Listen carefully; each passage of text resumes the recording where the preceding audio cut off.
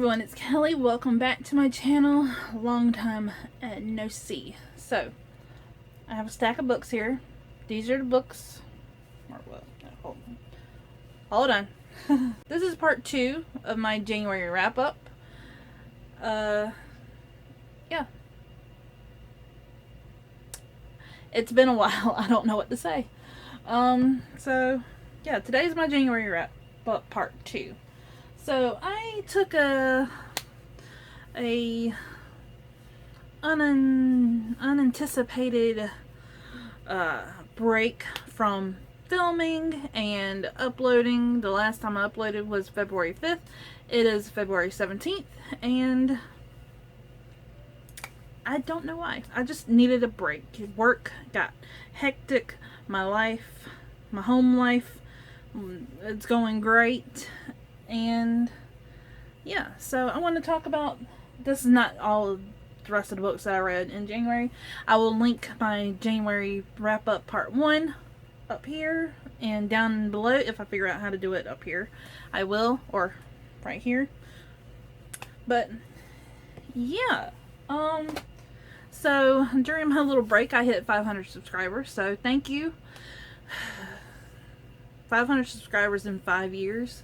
That's like, I don't care about the numbers, but it's like, that's how I celebrated my 500 subscribers, was just not filming and not doing anything with YouTube at all. Yeah, I didn't watch much of it. Like I said, everything just got sluggish. Blogging life got sluggish. Reading, I haven't been enjoying anything that I've been reading, so that affected my filming. And so I've read 15 books so far this year, and I've only liked 3 of them. So yeah, I have more 2 stars than 3 stars and 4 stars and 5 stars. I only got 3 5-star books that I've read so far this year. And honestly, I may bump one of those down to a 4-star because I haven't been thinking about it. And yeah, so anyways, let's get on to what y'all want to hear while y'all are here instead of me rambling. It's the books. So I read 3 physical and the rest were ebooks. But also, we got season 4 news of Stranger Things today, July 1st, season 4. So I am like repping my show. But yeah, so let me find my review thing. Have y'all left yet? How many of y'all are still watching? Leave an emoji down below of a face. Okay, so the first book I want to talk about, it's an ebook. And it is The Man Who Played with Fire by Jan Stocklassa. It is a non-fiction true crime about the assassination of Swedish Prime Minister Olof Palme back in the 80s. And how it was just, like, the murder has been solved in June, I think, of 2020. Because the Swedish police was just bad about everything. And yeah, so the reason I picked this up is because it involved Stieg Larsson, and Stieg Larsson wrote the Millennium Trilogy, or the Girl with the Dragon Tattoo series, and that is one of my favorite series of all time.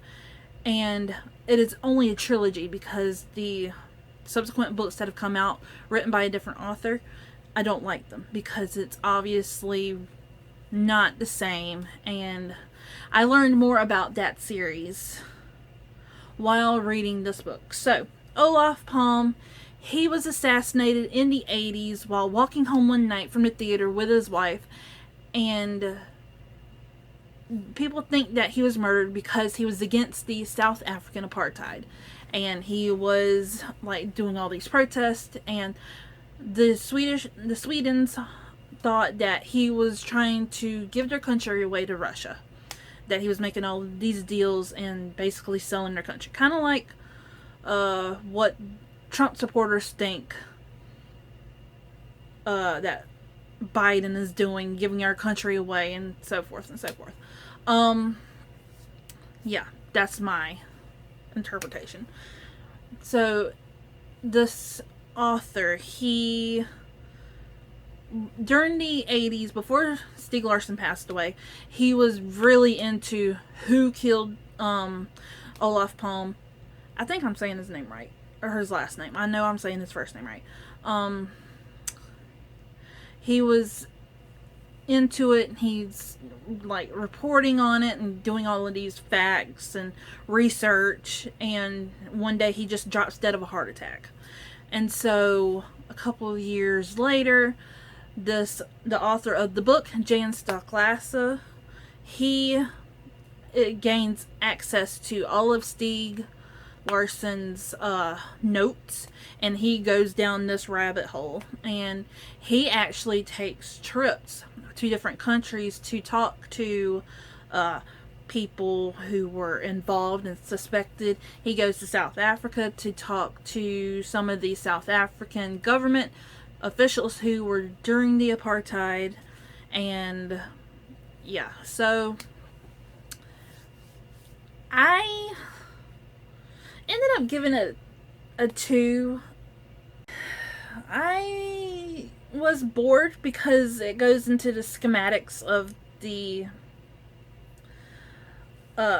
how they got the first suspect, how they got him guilty, and then he was acquitted, and they had to like redo everything. And then the author goes on tangents of each individual like detective and person involved in the case, and he goes into detail about Pakistan, and it's just, it was and it wasn't, I didn't enjoy.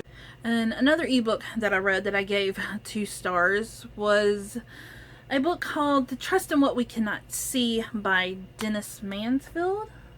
Yeah, and this is a historical fiction about timelines and what would happen if Hitler was killed before World War II even started, before World War One, or I think it was set during World War One or after. I'm not sure.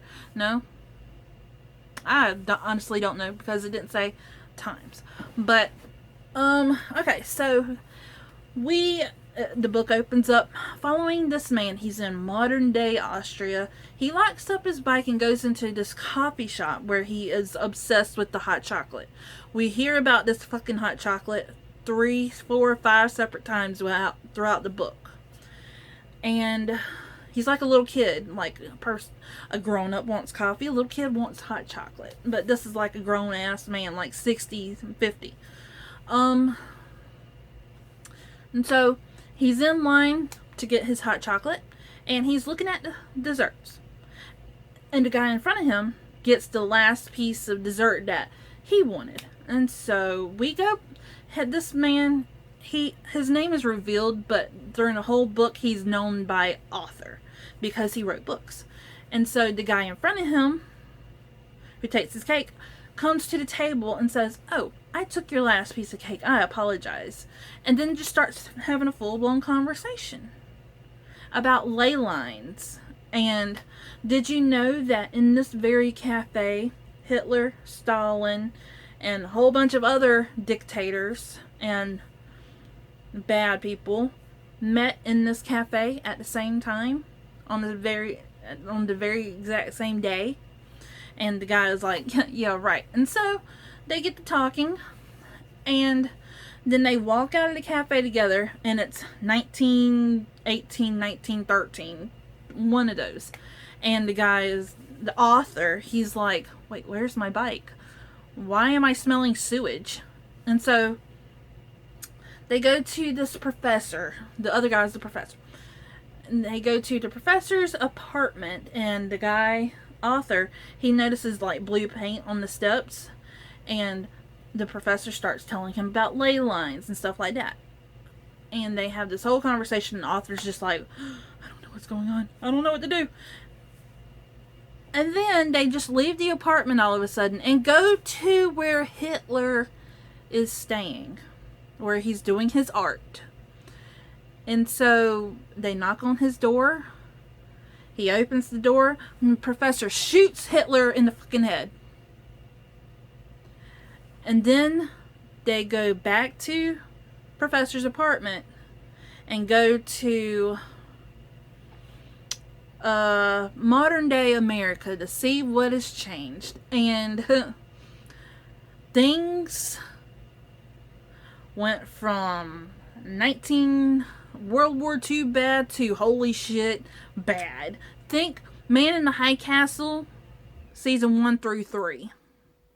When but America is like the American Reich. So the Jews were still murdered, and yeah, Hitler hasn't taken over. He's dead. But it shows that Hitler, when he got his ideas from a worse dude, he's actually the Führer, the high-ranking bad guy, and yeah. So they go back in time and erase what they'd done, and then they start talking about the Civil War, how Hitler was groomed by this one guy who had an ancestor die in the Civil War, and then they go back into the Civil War to keep that guy from dying, to persuade the dude who groomed Hitler to not do so. It's just, it was a mess. I disliked it. Too many historical figures that were thrown together, and it just didn't make sense. It was not what I was expecting. I was expecting, like, boom, kill Hitler, and then a full story in a era where World War II didn't happen. It still happened. Yeah. That's what I wanted. I didn't get it. I gave it a 2 out of 5. There's supposed to be like a sequel coming out that has Abraham Lincoln, and just, no, I'm not reading that. Yeah, I'm having bad times reading. The next 2 books I read, it's a duology or a series. I'm not sure. It's still being written, I think. I don't know. But that is Dragon Pearl and Tiger Honor by Yoon Lee. This is Korean Mythology by Rick Riordan Presents. And I didn't really... This is the first book. This is the first book, Dragon Pearl. And it is about a girl named Min. And she is a fox spirit. She is a gumiho. And so gumihos are like fox spirits who are looked down upon because they are known to be tricksters. And so one day, this guy, her older brother, can I speak? No, I cannot. Her older brother is in the space cadets. He's a space cadet. He's in the Space Force. And he has gone AWOL. He has gone missing. And the government does not know where he went. And so one day this government official comes to say, well, your son is now a traitor and a coward, and we don't know where he is. And if you see him, then you need to inform us and let us know so we can give him a court-martial.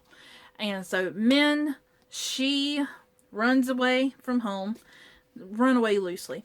And she, like, within the first, this little bit, 3 major things happen. And I'm just like, okay, all of these things happen in this little bit. What's the rest of this? And I enjoyed the beginning. When she, like, beats up the investigator with a pan and meets her aunt in a gambling parlor that she knew nothing about. And then, like, being in a, like, rebellion, galactic empire fight to the death. No, not like that, but I just I ended up giving this a 3. I didn't like it. it was more military and space things than Korean mythology. The only time it was speaking of Korean mythology was talking about her Gumiho, and it said the same thing over and over. I didn't learn anything about this mythology. I didn't learn anything about the fox spirits besides being tricksters, and every time she met another spirit, not spiritual, what were they called? If she came by a dragon or a goblin or a tiger, she would sneeze. That's it. Most of it was military terminology about her cleaning the latrines and learning how to salute properly and ranks and stuff like that. I was in high school JROTC for 3 years, freshman, sophomore, and junior. I am over it. So I didn't enjoy my time reading this. The end, though, was fantastic. And yeah, it involves ghosts, which I didn't know going into this. I try not to read synopsises. So yes, 3 major events happened in the first quarter of the book. It dragged and was boring with all military term and the ship. I was bored as hell with the ship.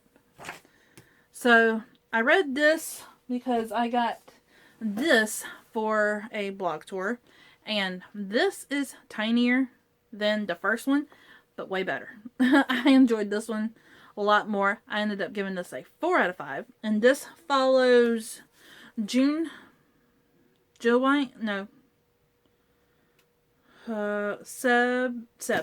His name is Sebin.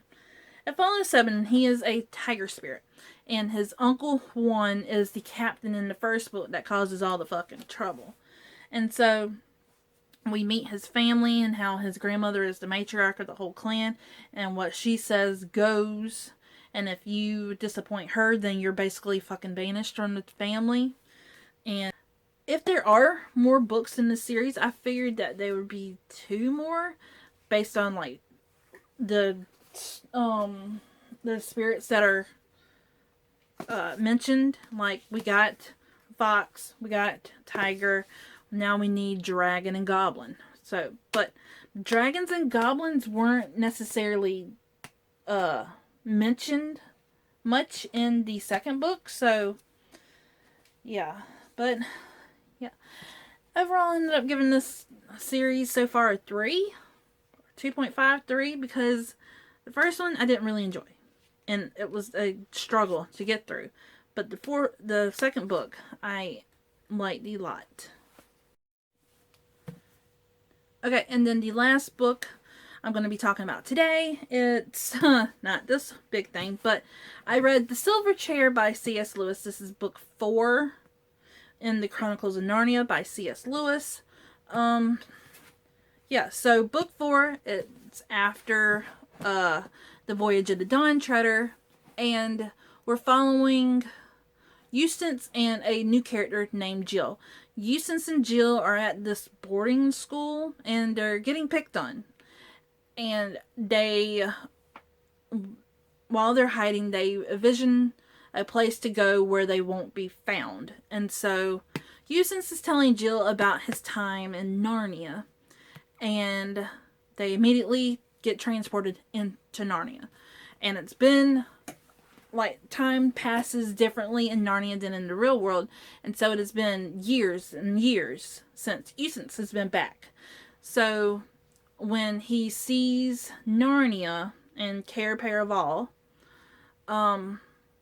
he sees that King Caspian has grown older. He's an old man now, and that everybody is worried about how King Caspian, who he's going to pass the throne to, because his son has been gone for years.